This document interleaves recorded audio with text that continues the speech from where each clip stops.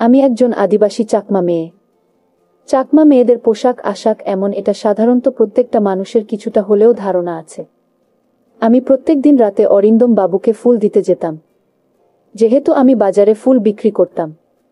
এবং একদিন অরিন্দম বাবু সুযোগ বুঝে আমার হাত দুটি ধরে অনেক ভালোবেসে বলেছিলেন, নুপুর, তোকে দেখে আমি আর থাকতে পারছি না। আমি অরিন্দম বাবুকে বলেছিলাম, আমার বয়স হয়নি, আর আমার প্রেম করার বয়স হয়নি।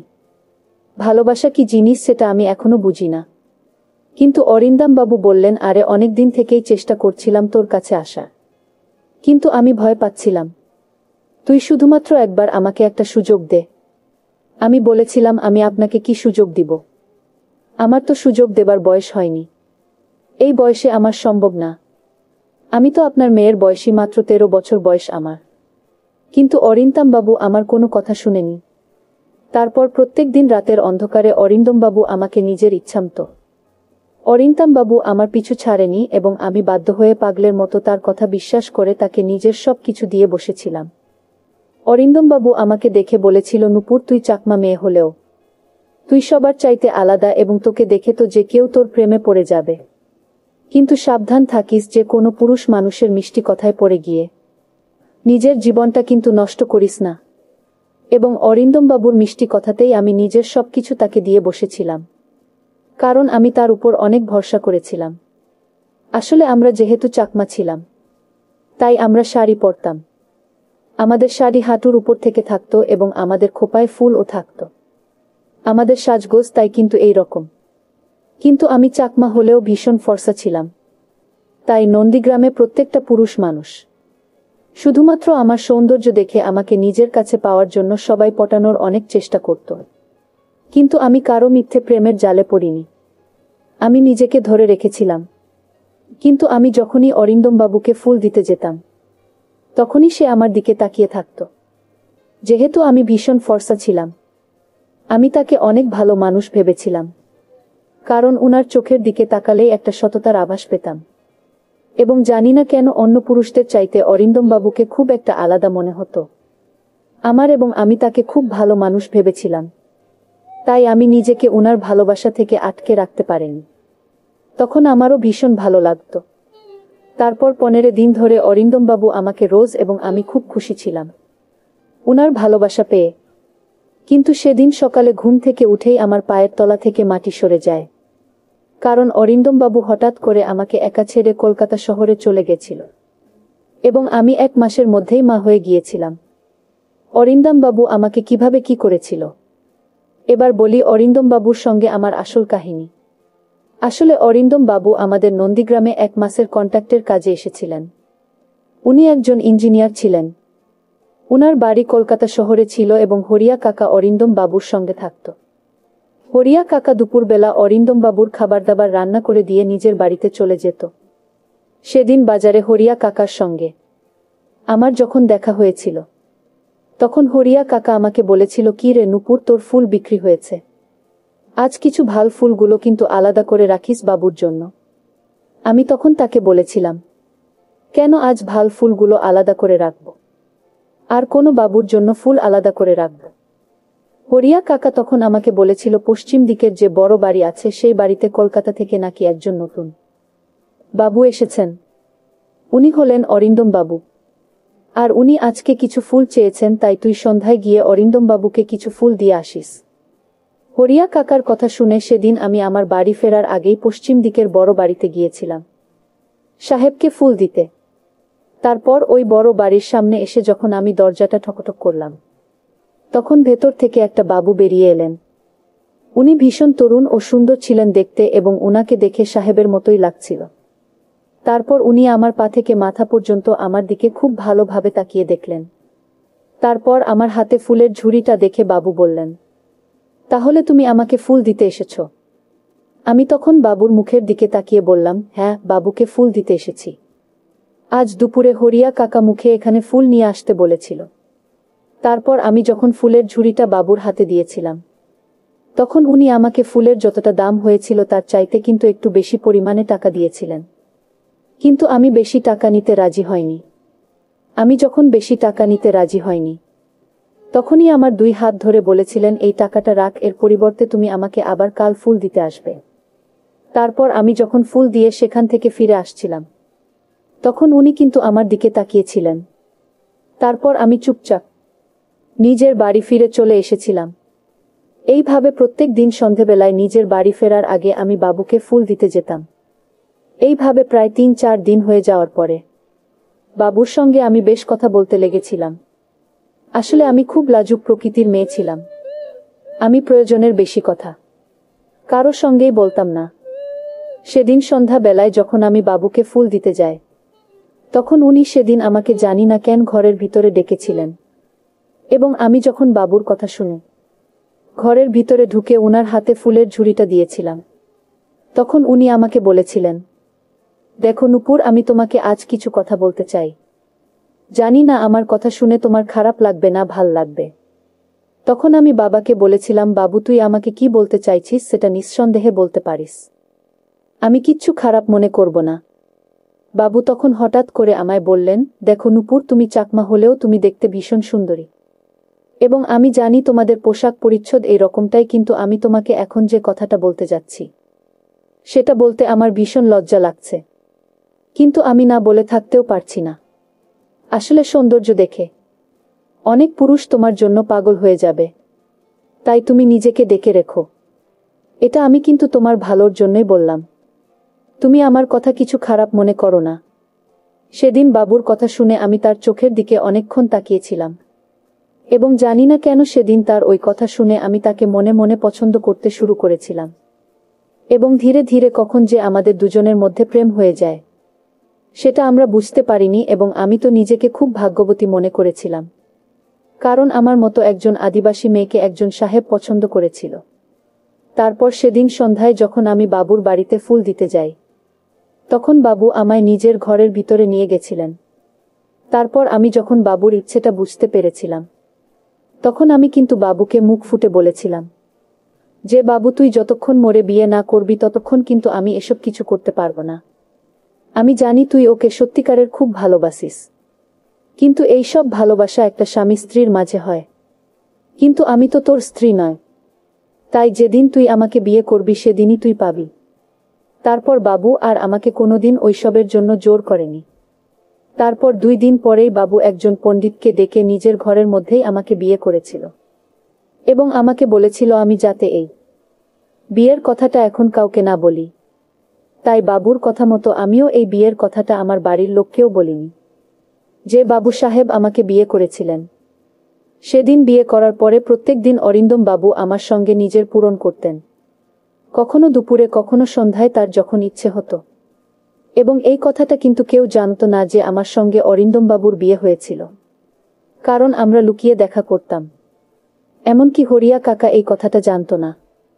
আসলে অরিন্দম বাবু আমাকে বলেছিল সে নাকি যখন শহরে ফিরে যাবে তখন নাকি আমাকেও নিজের সঙ্গে করে শহরেই নিজের বাসায় নিয়ে যাবে, এবং সেদিনই সে আমার বাবা মাকে সবকিছু সত্যি কথা বলে দিবে।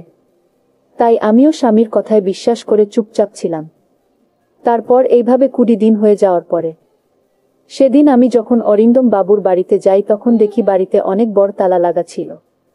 তারপর আমি যখন হরিয়া কাকাকে অরিন্দম বাবুর ব্যাপারে জিজ্ঞেস করেছিলাম, তখন হরিয়া কাকা যা বলেছিল সেটা শুনে তো আমার মাথায় মনে হলো আকাশ ভেঙে পড়ে গিয়েছিল।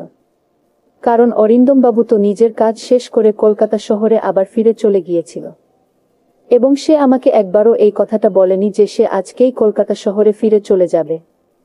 এমনকি সে নিজের বাড়ির ঠিকানাটুকু ও আমাকে বলেনি বা দেয়নি। এবং সেদিন আমার আর কিছুই বুঝতে বাকি ছিল না যে অরিন্দম বাবু আমার সঙ্গে শুধু নিজের ইচ্ছেটা পূরণ করার জন্য আমার সঙ্গে বিয়ের নাটক করেছিলেন।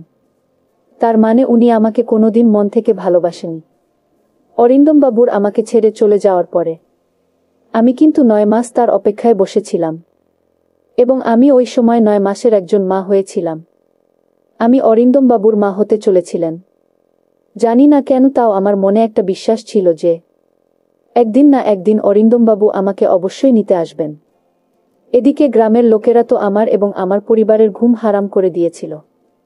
আমার জাতির লোকেরা তো আমাকে ও আমার বাবা মাকে জাতি থেকে বহিষ্কৃত করেছিল। আমাকে সবাই কলঙ্কিনী বলে ডাকত। তাও আমি চুপচাপ সবকিছু সহ্য করে এটাই ভাবতাম যে একদিন অবশ্যই আমার জীবনের সব কিছু ঠিক হয়ে যাবে। 9 মাস অপেক্ষা করার পরেও যখন অরিন্দমবাবু আমাকে নিতে আসেনি, তখন আমি হরিয়া কাকার কাছে অরিন্দমবাবুর কলকাতার বাড়ির ঠিকানা নিয়েছিলাম, এবং ওই ঠিকানা নিয়ে আমি নিজের মনে সাহস করে নন্দীগ্রাম থেকে একাই কলকাতা শহরে গিয়ে অরিন্দমবাবুর বাড়িতে গিয়ে পৌঁছেছিলাম। তারপর সেখানে গিয়ে দেখি যে অরিন্দমবাবুর অনেক বড় বাড়ি, এবং সে পুরো বাড়িটি কর্মচারীরা ফুল দিয়ে খুব সুন্দর করে সাজিয়ে তুলেছিল। আমি বুঝতে পেরেছিলাম এখানে কোনো অনুষ্ঠান হচ্ছে। তারপর আমি যখন বহু কষ্টে বাড়ির ভেতরে প্রবেশ করলাম, তখন দেখলাম একজন ভদ্রমহিলা সবাইকে কাজের নির্দেশ দিচ্ছিলেন। তারপর উনার নজর যখন আমার উপরে পড়ল, তখন উনি আমাকে জিজ্ঞেস করলেন, এই মেয়ে, তুমি আমার ঘরে কি করছো? এবং তুমি তো 9 মাসের গর্ভবতী মনে হচ্ছে। তুমি এখানে কিসের জন্য এসেছো? তুমি কি আমার বাড়িতে কোনো কাজ করতে চাও? কিন্তু তুমি গর্ভবতী হয়ে কিছুই তো কাজ করতে পারবে না, এবং তোমার অবস্থাও তো খুব খারাপ লাগছে। তুমি কি খাবার দাবারও ঠিকঠাক খাওনি নাকি? আরে তুমি কিছু বলো, তুমি এইভাবে চুপচাপ দাঁড়িয়ে থাকলে আমি তো তোমার ব্যাপারে কিছুই জানতে পারবো না। আমি তখন উনার সামনে হাত জোড় করে বললাম, মা, আমি অরিন্দম বাবুর সঙ্গে দেখা করতে চাই। ঠিক ওই সময় অরিন্দম বাবু উপর থেকে নিচে নামতেই আমার দিকে দেখতে আমার সামনে এসে দাঁড়ালেন। তারপর আমি যখন 10 মাস পরে আমার স্বামীকে নিজের চোখের সামনে দেখলাম, তখন উনার পা ধরে প্রণাম নিতে গেলাম। ঠিক তখনই অরিন্দম বাবুর মা আমার হাত ধরে বললেন, এই মেয়ে, তুই এসব কি করছিস? আমি তখন নিজের কপাল থেকে চুলটা সরিয়ে দিয়ে বললাম, আমি অরিন্দম বাবুর স্ত্রী এবং আমি উনার বাচ্চার মা হতে চলেছি। অরিন্দম বাবুর মা তখন আমার হাত ধরে বললেন, তোর কি মাথা খারাপ হয়ে গেছে? তোর মতো একটা চাকমা মেয়েকে আমার ছেলে বিয়ে করবে? আমার ছেলের 2 দিন পরে বিয়ে আছে, তাই এইসব তামাশা একদম এখানে করবি না। তাই এখান থেকে চুপচাপ বেরিয়ে যা। তোর মতো যে কোনো রাস্তার মেয়ে সে বলবে যে সে আমার ছেলের স্ত্রী, আর আমরা সেটা মেনে নেব। ওই সময় আমি কিন্তু অরিন্দম বাবুর চোখের দিকে তাকিয়েছিলাম। তখন উনি আমাকে যা বলেছিলেন সেটা শুনে তো আমার পায়ের তলা থেকে যেন মাটিটায় সরে গেছিল। কারণ উনিও আমাকে বলেছিলেন, কে তুমি? আমি তোমাকে চিনি না, আর আমার বাড়িতে এসব ঝামেলা না করে চুপচাপ তুমি বাইরে বেরিয়ে চলে যাও, কারণ 3 দিন পরেই আমার বিয়ে আছে। তারপর তারা আমাকে জোর করে বাড়ি থেকে বের করে দিয়েছিল। বাড়ি থেকে বের করে দেওয়ার পরেও আমি কিন্তু অরিন্দম বাবুর বাড়ির সামনেই বসেছিলাম।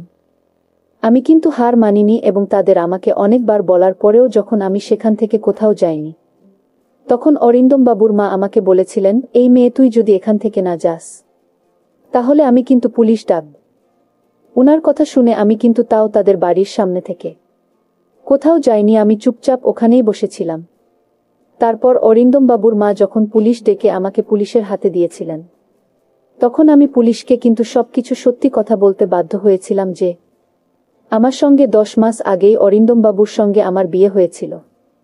তারপর পুলিশ যখন আমার অসুস্থ শরীর দেখে আমাকে একটা সরকারি হাসপাতালে নিয়ে যায়, সেই হাসপাতালের এক নার্স আমার অনেক সাহায্য করেছিল। এমনকি ওই সেবিকা পুলিশকে গিয়ে বলেছিল কিছুদিনের মধ্যে কিন্তু আমার বাচ্চা হবে, এবং ওই বাচ্চার ডিএনএ ও অরিন্দম বাবুর ডিএনএর সঙ্গে টেস্ট করলেই কিন্তু সবকিছু সত্যি কথা প্রমাণ হয়ে যাবে। তা সত্ত্বেও কিন্তু অরিন্দম বাবু আমাকে গ্রহণ করতে রাজি ছিলেন না। এমনকি অরিন্দম বাবু তো আমার সামনেই পুলিশকে বলেছিলেন, আমার এই চাকমা মেয়েটাকে দেখতে ভাল লেগেছিল, তাই আমি তার সাথে 1-2 রাত। তার মানে তো এই নয় যে আমি একজন চাকমা মেয়েকে নিজের বাড়ির বউ করব।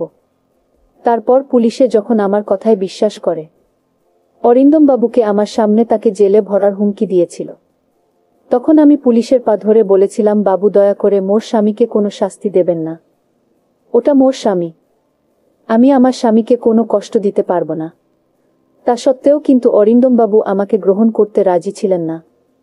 আর এদিকে আমি তাও বিশ্বাস করে বসেছিলাম যে আমার ভালোবাসার জয় হবে, এবং কাউকে শাস্তি দিয়ে নয়, তাকে ভালোবেসে তার মন জয় করা যাবে। এদিকে অরিন্দম বাবুর বাড়িতে ও সব কিছু প্রকাশ হয়ে গেছিল, এবং অরিন্দম বাবুর সঙ্গে যে মেয়েটার বিয়ে ঠিক হয়েছিল তারাও সব কিছু জানার পরে এই বিয়েটা কিন্তু ভেঙে দিয়েছিল। এদিকে আমি খেয়ে না খেয়ে অরিন্দম বাবুর বাড়ির সামনেই পড়ে থাকতাম। তারপর সেদিন আমার যখন অনেক পেটে ব্যথা হয়, তখন জানালা দিয়ে কিন্তু অরিন্দম বাবুর মা সবকিছুই দেখছিলেন, এবং আশেপাশের কিছু মহিলারা আমার খুব সাহায্য করেছিল। তারপর ওই সময় আমি যখন মা হয়েছিলাম তখন অরিন্দমবাবুর মা ও আমার কষ্ট দেখে নিজেকে আর সামলে রাখতে না পেরে আমার পাশে এসে আমার মাথায় হাত বুলিয়ে আমার হাত ধরে আমাকে সাহস দিয়েছিলেন। এবং সেদিন আমি অরিন্দম বাবুর বাড়ির সামনেই কন্যা সন্তানে বাবা হয়েছিলেন। এবং সেদিন আমার শাশুড়ি মা তার ছেলেকে ঘরের ভেতর থেকে টেনে নিয়ে এসে বলেছিলেন, এত ভালোবাসা আর কোনো মেয়ের কাছ থেকে তুই পাবি না। এই মেয়েটা তোকে অনেক ভালোবাসে এবং বুকে জড়িয়ে নে তোর সন্তানকে, কারণ তুই না মানলেও ওটা তোর সন্তান, তাই তাদেরকে আর কষ্ট দিস না। আমার বৌমা এবং আমার নাতনিকে গ্রহণ করে ঘরের ভিতরে নিয়ে চলে, কারণ নূপুরের জায়গায় যদি অন্য কোনো মেয়ে থাকতো তাহলে আজ তোকে কিন্তু জেলে ভরে দিতে পারত। কিন্তু নূপুর সেটা করেনি। ভালোবাসা দিয়ে তার স্বামীর মনটাকে জয় করে নিয়েছিল এবং তার শাশুড়ি মাকে। আজকের গল্পটি কেমন লাগলো তা অবশ্যই কমেন্ট করে জানাতে ভুলবেন না। ধন্যবাদ সবাইকে।